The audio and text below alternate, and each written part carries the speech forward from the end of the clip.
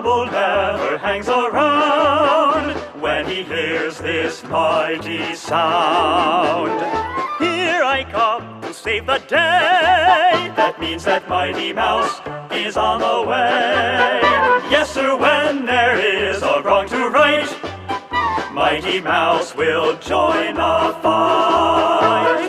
On the sea or on the land, he gets the situation well in hand. So though we are in danger, we never despair, 'cause we know that when there's danger, he is there. He is there on the land, on the sea, in the air. We're not worrying at all, we're just listening for his call.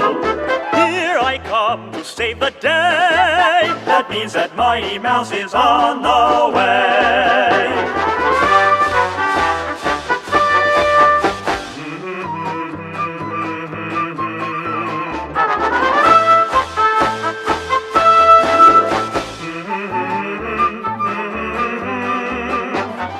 We're not worrying at all, we're just listening for his call.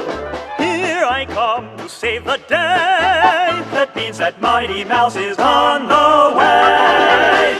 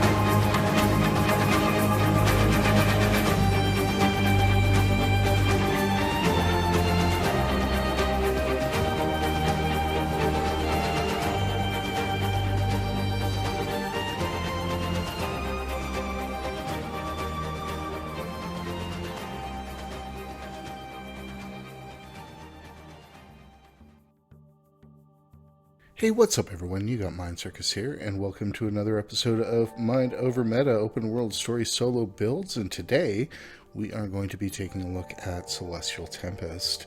Before we get started, if you are new to Guild Wars 2, new to the channel, just haven't done so yet, I am currently farming likes and subscribes in an effort to build the channel. If you want to hook me up with one of those just below the video, that would be fantastic. So with that out of the way, let's take a look at Celestial Tempest, or a fresh look at Celestial Tempest, or a fresh look at fresh air. I'll get to it in a minute. Really what we're going to be doing here is looking at the Celestial Tempest build that I created a little while ago, and mainly giving you guys two alternatives. A little bit of a story behind what's going to go on here at this point. One of the regular viewers, commenters, supporters of the channel, Gail Brookhart, was so generous and offered so much of her time and feedback in testing these Elementalist builds and testing what I'm going to be talking about here today. So first off, I absolutely just want to, say thank you so much, because as usual, I gave somebody a build to test, and then they geared it up and they tested it and gave a bunch of really fantastic feedback. And of course I came back to him a week later and said, yeah, no, this is completely different now. Here, try this instead. And it's not the first time I've done this to people, and it probably won't be the last, but public apology at this point. Gail, super supportive, and really a big part of the reason that I'm going to be delivering you so much information here today. The reason for the change, and I'll go back to that, is talking about what I was dealing with Gail, is I gave her the first build, and it was essentially the same build as my Condi Tempest, only in Celestial gear. And it works fantastic. I'm just going to be super clear about that. And then I was playing it and going, well, this is the same, this is the same Tempest build that's really already up on the channel, only running in, different gear. And if I wanted to do a video on it, I would say, hey, just run it in Celi gear, which obviously is shortchanging the experience and what I'm trying to do on the channel, etc. So I went back to the drawing board on it, and what I did was go back to a playstyle of Tempest that I really enjoy, which is Fresh Air. I really enjoy Fresh Air Tempest. So what I wanted to do was make a Celestial Fresh Air Tempest, so a Fresh Air Tempest that did decent damage. Obviously, that's one of the big reasons behind it. But what I also wanted to do was create a more flexible character, so a character that offered something in addition to, the ticking off the regular boxes. What was it going to do? Well, what I wanted to do actually was incorporate Aura Share into this build and start spamming out auras. If you've never played Tempest or Elementalist and, have never really used auras are a lot of fun and super, super powerful, as we'll get into during the gameplay sections of this. If you want an easy solo Elementalist build, go and hit up my Condi Tempest build on the channel. It's super cheap to gear. It's super face rolly. If you want to set that build in Celestial gear, it will absolutely work. It will absolutely work just fine. And in fact, maybe even, well, definitely better than the exotic dire gear that I had in that video. But, it will keep on pace with the Trailblazers variant. It's pretty good. So let's keep that in mind and take a look forward to this one. What this build is going to be is a little bit more advanced build for people who want to be running Celestial Tempest. It's going to be better tuned than the old Celestial Tempest build, which was kind of an early experiment. Obviously it was a viable build, but this is closer to the optimal, and if you were following the conversation from the last build video. So we're just going to leave it at that at this point. Fresh Air Tempest, if you want an easier Tempest, definitely go back and check the old Condi Tempest build on the channel. I will link it in the description down below. But let's see how this one did. So starting as we are wont to do with the open world AoE checks, let's take a look at Lake Dork Centaurs, where this build actually performs really super well. This build actually has a lot of access to stability, which is obviously of huge benefit in this area where you do get punted around quite a bit. The number of stem breaks you have access to, thanks to trading your overloads correctly, is really phenomenal, And we're also on this one going to be focusing more on the power end of the damage with our Celestial build. Usually I will focus more on the condition damage end, but we're going to be focusing more on power on this one. And this means that our time to kill is nice and snappy, in addition to all the benefits that we are getting. So really, really, really strong here. Taking it up the next level to our open world champions, took a little bit more of an advanced one on this one, and absolutely not a problem. A lot of the benefit of Tempest comes in its utility. Not only is it doing a spectacular amount of AoE damage if you're playing it correctly, it also has the ability to mitigate so many conditions. It really is an overpowered spec, and this is the kind of situation where we can start to utilize the flexibility of the spec and really see it shine in these kind of examples. Up to our next level, to the hot hero points, the Heart of Thorns hero points. These were absolutely the same as you would expect from one of the builds up on the channel. They really perform well on this one. What I did start to notice about this build specifically actually gets to Elementalist on this one, and it's not an uncommon problem. It's one that Thief also has to deal with, and that is spike damage. It will really start to take some real pressure from spike damage. That said, if we are leveraging the Earth attunement correctly and keeping protection up, we can actually really mitigate a lot of that. So it's one of those situations where careful play is going to be very rewarding. That said, not a problem on the usual suspects here. So taking it up another level to the advanced open world events, what we are looking at here is Crucible of Consecration, as we sometimes do. This, I think, one of the harder open world events to solo, mainly due to the Forged. The Forged are not pushover enemies. Really, what they are is really strong with a lot of status effects. It takes a decently well-rounded tune to do well on this event. And this specific build did absolutely fantastic here. A lot of it has to do with the access to stability. It gets back to the same reasons that this build was so powerful in Lake Doric. And it also has, obviously, the CC that it needs to successfully move through on this event. So very, very strong here. Very strong here. And finally, Desert Bounties. When we look back at the last build, this is where we really started to feel some of the pressure. But we were actually surprised that we were soloing Desert Bounties on Celestial Tempest at that point. This point, we expect a little bit more from our builds on this channel and from, the Celestial stat set in general, which it turns out is actually really freaking powerful, right? This build absolutely doing fantastically here at this point, where I would have to be lucky on the past iteration of this build to get, just the right combination to be able to succeed of the lane line modifiers. Not the case here. This is competently handling just about everything, combined with, the quality of life in the heals, etc., that both the Celestial Gear and Tempest are going to have to offer us, is really going to put us into a place where this kind of content actually becomes, fun and doable. And that's really what matters. So let's get into what I think are the strengths and weaknesses of this build at this point. Number one strength on this one is going to be stability, stun breaks. If you have never played a build that offers a lot of access to stun breaks and stability, I highly recommend you give it a shot.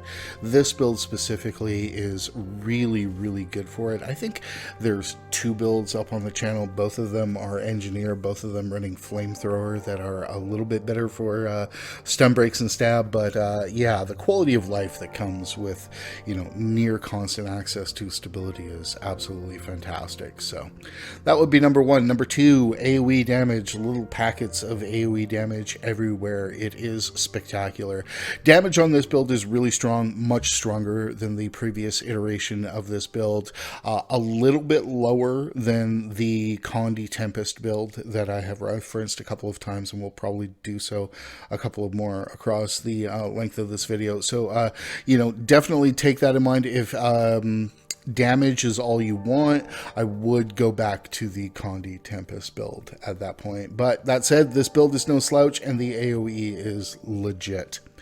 The number three thing I will point out on this one is I find it rewarding. I find it rewarding because it rewards skillful play. This build is probably a lot more active than a lot of builds on the channel, and we'll talk about the level of activity that comes with it in a couple of the weaknesses as well. But it really does require you to be a little more on your toes than some of the other builds on the channel, I want to say. Which is not to say it's brittle. It was just not to say it doesn't have any kind of, way of keeping itself up on its feet. Obviously it does, or it wouldn't be on this channel. But really what I'm saying is that Elementalist itself requires a little bit of thought. The more thought you put into it, the more benefit you get out. It's very much like Engineer that way. So we will leave it at that. Our number one weakness is it is Elementalist. And it is not an easy Elementalist build specifically. A lot of people have a real issue with attunement swapping. If you are one of those people, you probably just serve yourself better to stay away from this build.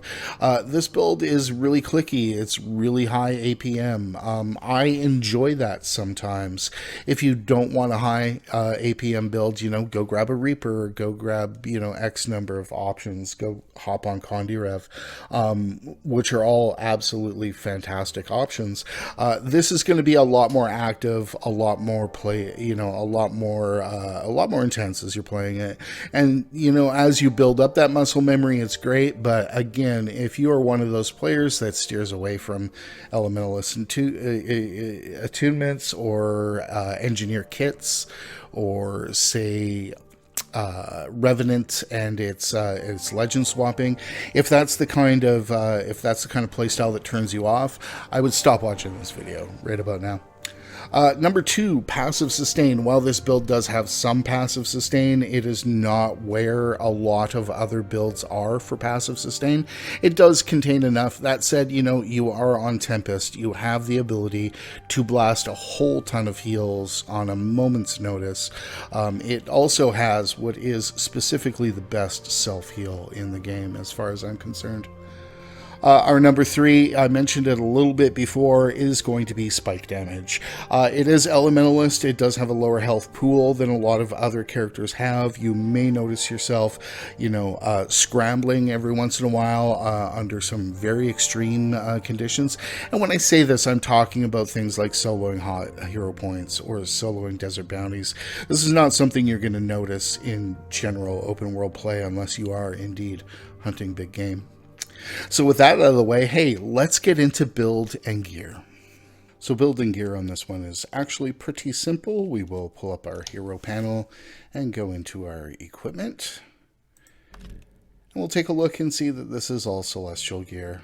I currently have a couple of different infusions in here. These are World versus World infusions. They are granting me a little bit of power damage. I do have this in my equipment as well. My apologies for the broken equipment, guys. I know it triggers some of you, but just I can't be bothered sometimes. So definitely have these World versus World Mighty Infusions in here. It is providing me a little bit of a power bump. But that said, did it without these as well. That was just kind of an end testing. Not necessary, just a little bit of icing on the cake, so to speak. In terms of the runes and sigils, in the armor, we're going to be using pack runes for the power and boon duration. That said, if you are running a more selfish variant of this build, this is not a selfish build. We'll be seeing this under the trading system in a few moments, but if you want to run a more selfish version of this build, instead of the pack runes, you'll go and grab some fireworks runes, which are technically the same runes, only the bonus on the 6 applies only to you. So and has a little bit is a little bit stronger and a little bit more duration. So I am running pack runes here because this tune really does excel when playing with other people, but obviously is competent on its own. So pack runes here. If you want to play alone, absolutely go ahead and put in some fireworks runes. In terms of the weapons, we are going to be using Dagger Warhorn, and I also have a scepter here. So let's take a look at this first. In Dagger Warhorn, I am running a Strength Sigil, and I am running a Force Sigil for the Might Generation and the outgoing power damage. These are just standard under any time that we are looking to, really focus on power damage. I think that Strength Sigils, if we're not generating a ton of might on our own, is a good solution, and the Sigil of Force is just kind of a no-brainer. That would be gear at this point. Let's go ahead and look at build. There will be some options here, so I just want to be clear on that. We're going to be running water, we're going to be running air, we are going to be running Tempest. Water is where we are going to be getting our passive sustain. We're also going to be getting a bit of a damage boost. We're going to be getting a bit of a damage boost from piercing shards, which increases the duration of any vulnerability, and we deal increased strike damage to vulnerable foes. The good news is a lot of attacks on this build generate a lot of vulnerability, so this actually becomes a very, very important trait.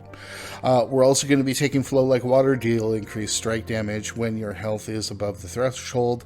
Blocking or evading an attack heals you. And we're going to be running Powerful Aura. Any aura that you grant to yourself is also granted to nearby allies. Now, there are options here, particularly with this trait line.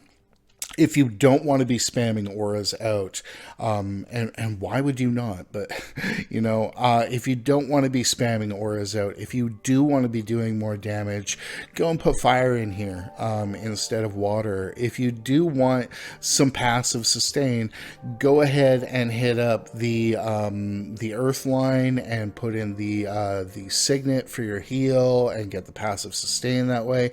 That said, you know what? This actually sustains quite well, and we'll take a look at it.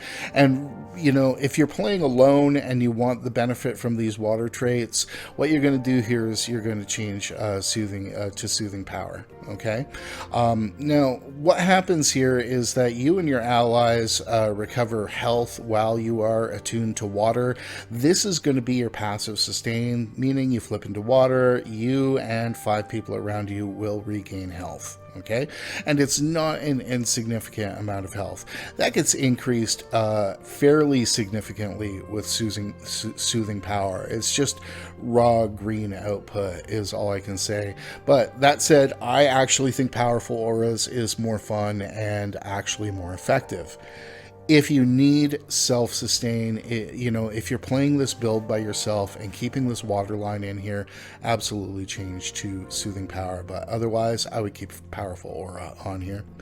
Under Air, we are going to be running Ferocious Winds, gain Ferocity based on your precision. We are going to be running Raging Storm, critically striking a foe grants Fury, gain Ferocity while under the effects of Fury. And then we are going to be running Fresh Air. Fresh Air is the linchpin here, so this is non-negotiable.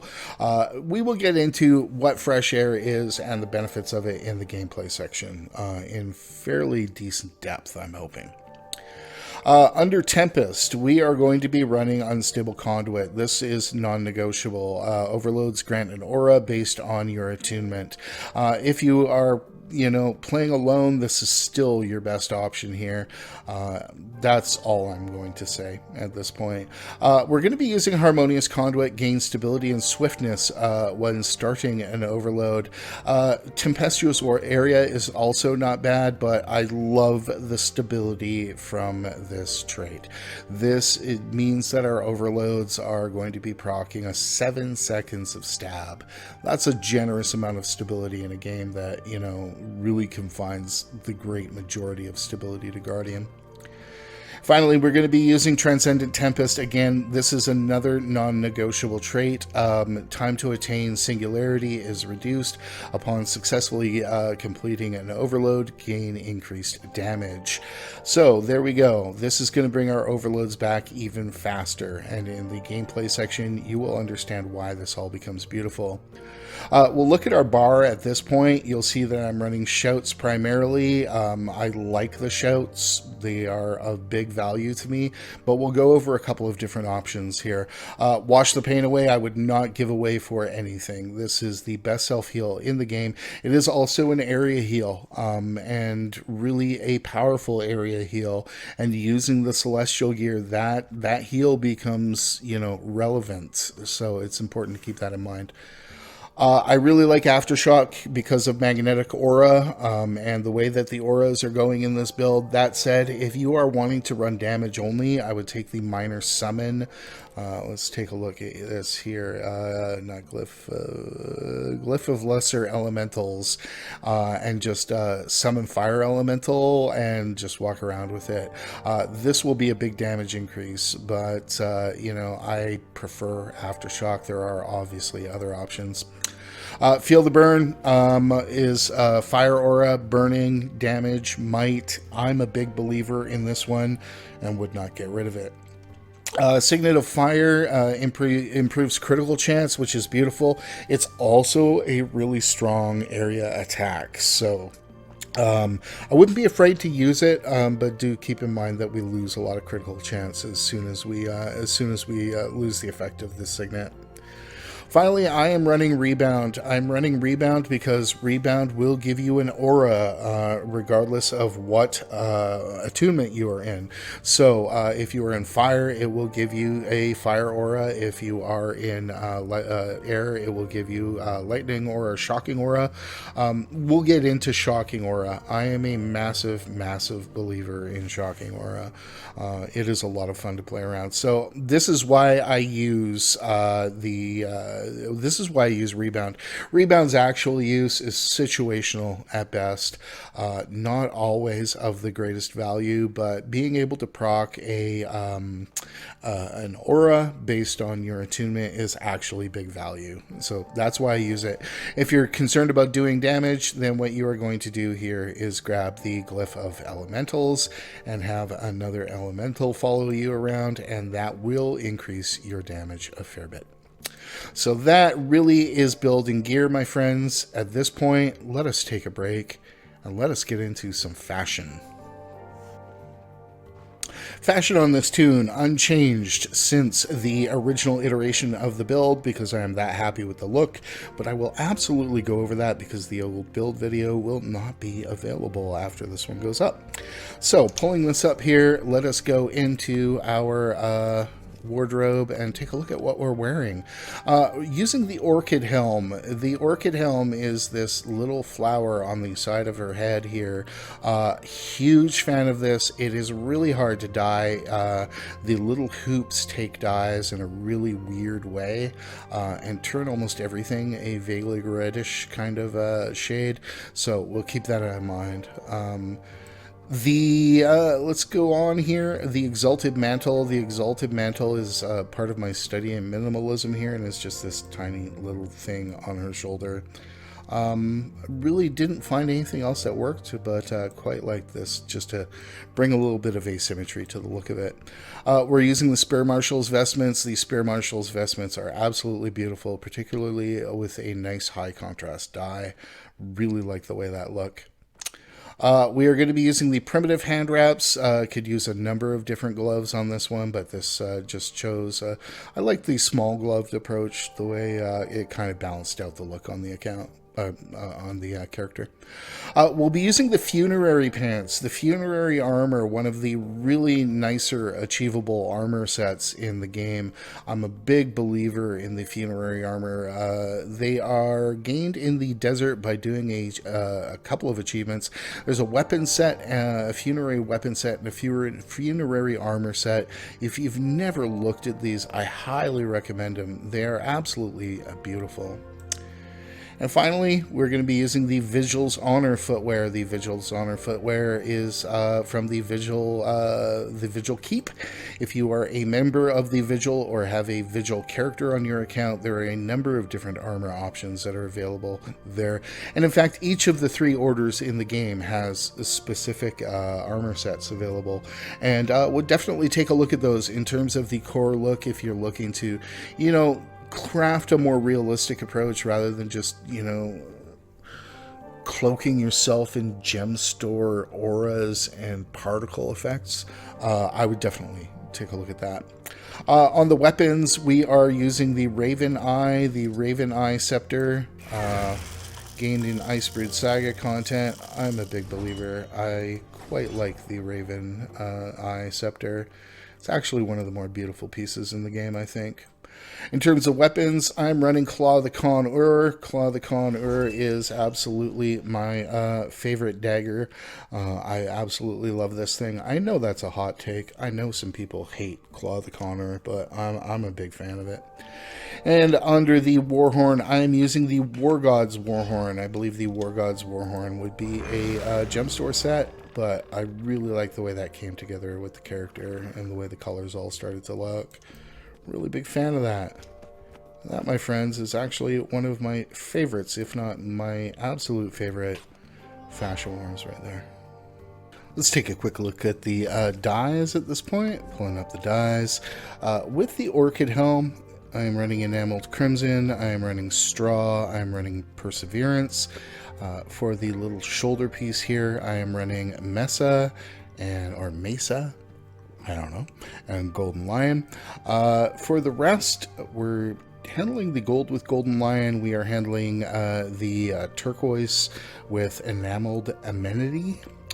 And we are also using Enameled Sky for the darker look on the legs to kind of match them and not make them poke out. Because if you actually dyed that the same shade as the rest, the legs look awful as far as I'm concerned. And that really is dyes. So with all that said, hey, let's hook ourselves on over. Hook ourselves on over? Did I just say that? I don't know. Let's go to the raid training area and smack a golem for a little bit. Alright, so usually at this juncture I will go through pretty much all the abilities, etc.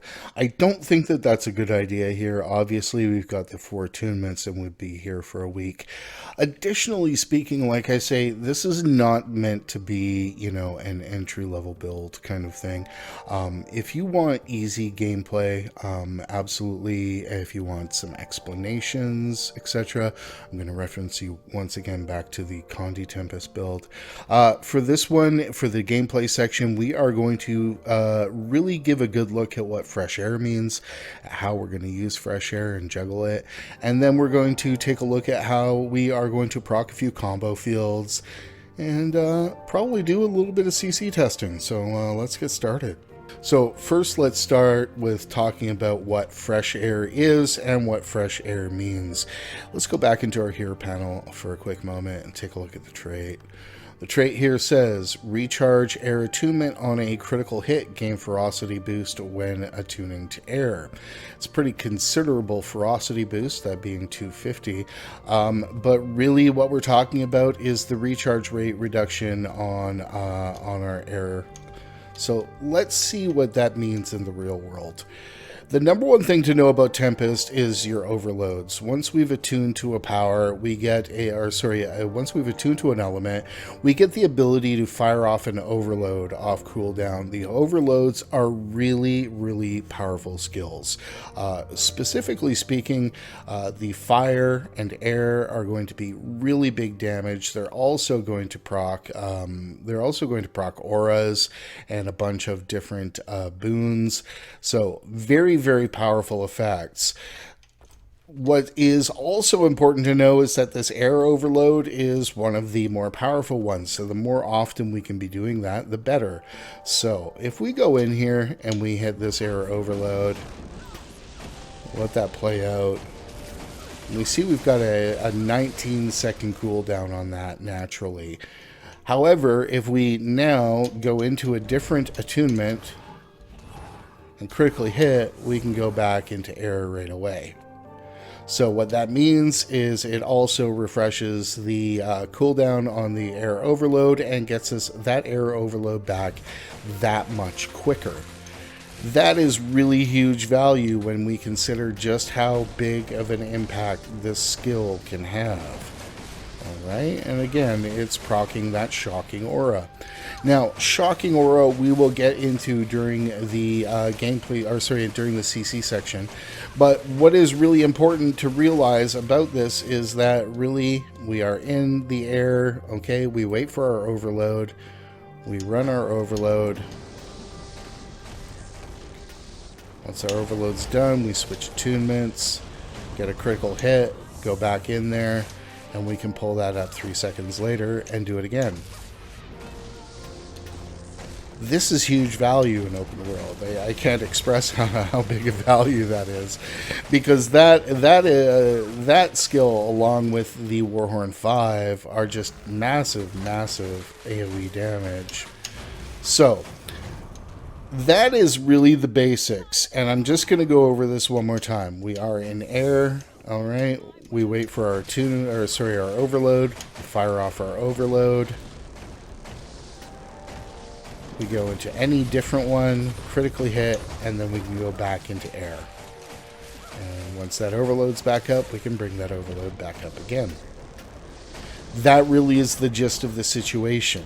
We also have the decreased cooldowns on attaining singularity, which means being able to pull up our overloads, and that's one of the traits that we put in. So that is really the big one about how we are going to be doing our damage and a fair bit of our CC. Now let's talk a little bit about other things that we can do here. The auto attack on fire, maybe not the biggest damage skill that you're going to have. However, the number 2 is really nice and lights things on fire. The 3 is good for stationary stuff, all right, because it'll absolutely put that down, or things that are chasing you.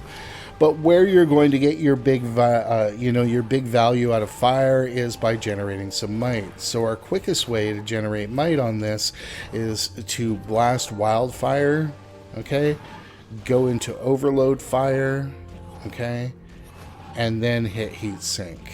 So we don't have any might stacked on us. Let's look how quick this might comes up when we start attacking. So we're going to again hit wildfire, pop that, we'll hit feel the burn, go into our overload, and then we will hit heat sink. And oh, would you look at that, we have 25 stacks of might for a good long time. So that is really what's important about fire, is that's where we're going to be stacking our might. Otherwise, we want to just be concentrating on doing damage via the overload here. The earth overload, not the hugest value. The biggest thing that we're going to get out of earth here at this point is we're going to get a whole lot of protection, okay, off the floor. Okay, and this is also going to increase boons, increase boon duration. So any boon that you have on your ally will increase for 3 seconds. That's huge value. That's really huge value right there. So that's what we're going to get out of Earth, is primarily, okay, the 4 on that. When we go into water, all right, water is going to be defined by our healing power. The healing that we do on this is going to be really coming off the 4 and the 5 and the overload. So overload water obviously is a hugely impactful skill. Also keeping in mind that Frost Aura is going to give people regen and a 10% damage decrease. So this is a really powerful skill. Regen is, you know, an underrated boon in this game. So if we can keep that up, we're going to be doing a bit of passive sustain, which is obviously a big goal when we are in open world. The other thing you'll notice here, just by auto attacking underwater here, I'm actually generating a whole lot of vulnerability. We're also going to be generating vuln from a lot of our lightning. I keep wanting to say lightning, but air. So we're going to be pulling that up that way. And that really is kind of it. You know, pop into water if you start taking your hits. All right. Tidal Surge is regen and healing, and then we get a healing pulses off the water globe. But really what our big benefit is overload water. So with so many of these things at our disposal, what we really do is have this kind of ultimate utility. And when we are spamming out the auras to other people, what's also important to keep in mind is that we aren't just spamming them to people, we can be spamming these things to NPCs. What I noticed a lot was during DRMs, you've always got like escorts around. Proccing those auras on the NPCs is actually really big value, bigger value than you might think. Let's go ahead and just respawn that golem here. Alright, please spawn my golem. Did it actually spawn with a break bar? It absolutely did. Let's take a few minutes to talk about break bar at this point. Number one thing about break bar is that we need to do some attunement swapping to get full value. Under air, we are going to get a lot of Cyclone. So we'll just hit Cyclone really quickly. And you'll see that is pretty powerful right there. Let's take a look under air. All right, we're generating a whole lot of blindness here. Blindness is some soft CC that will start impacting as you see that come down there. All right. Underwater, we're going to get a lot of knockback off Tidal Surge. Tidal Surge is absolutely great. And there is a dead break bar. Additionally, we'll be picking up some soft CC as we have Cripple and a Mob on Aftershock, which is obviously big value as well. Another thing to know about the CC on this one is when we are talking about aura sharing out, what we have here is Shocking Aura that comes off Dagger 3. So as soon as I hit Dagger 3, I get Shocking Aura. What does Shocking Aura do? It stuns the person who attacks me. So say that Golem attacked me, it would get stunned. What's beautiful about this is when I go into the Overload, it's also going to generate the Shocking Aura. And that becomes important because that shares out when we're running the share. So if we're in a situation where a lot of break bar hate needs to be done really quickly, and maybe the people that are around you are just camping in red circles instead, you know, generating that Shocking Aura via our aura share, okay, is going to be massive break bar value. It's, you know, it's going to be almost... If we're using it properly, it's almost as powerful as Basilisk Venom. Obviously, it's more complicated, but that gets back to what I was saying earlier about, you know, the spec being rewarding when we are engaging in skillful play.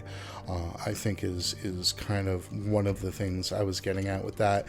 Let's talk about Elementalist a little bit before I put a cap on this video. A lot of people will get back to what I said about the weaknesses of the spec itself, or of this build. And a lot of people find Elementalist to be confusing, overly complicated, hard to play, brittle. A lot of different complaints about Elementalist. Your number one goal is to build up muscle memory. I will one more time say grab a simpler build if you're just not having built up the muscle memory yet. Grab a simpler Tempest build before you get into this one. You know, as you can see through things like the auras, when we understand what the auras are doing and how they're benefiting people, we start to understand why this build becomes a little bit more complicated to play than obviously some of the more face roll stuff that I've put up on the channel. That said, I'm a big believer. If you want to get good at Ellie, you just got to play Ellie. You've got to play Ellie, get used to the various attunements, the different attacks that come up. It's no different than any other class, only you've got 4 times more attacks or utilities to really kind of progress at any, or process at any given point. And the more you're familiar with those things, the easier it's going to get. Well, that, my friends, is Celestial Tempest. Updated, redone, better, harder, faster, stronger. Really going to thank you guys for making this through this video. Always just appreciate anything you guys have to say in the comments down below. It means a lot to me when people just take the time to do it. If you have anything constructive to say, I'm always glad to hear these things. I'm hoping that, you know, this kind of fills the void. See what I did there on this channel in terms of this LE build, and really kind of gives you guys some more options on something, you know, powerful to play in open world that may, you know, not be as solo focused as some of the other things up on the channel. So with that said, hey, I'm going to remind you guys all to have fun in game and min-max your real life. And I'm glad we took this moment. We'll see you next time.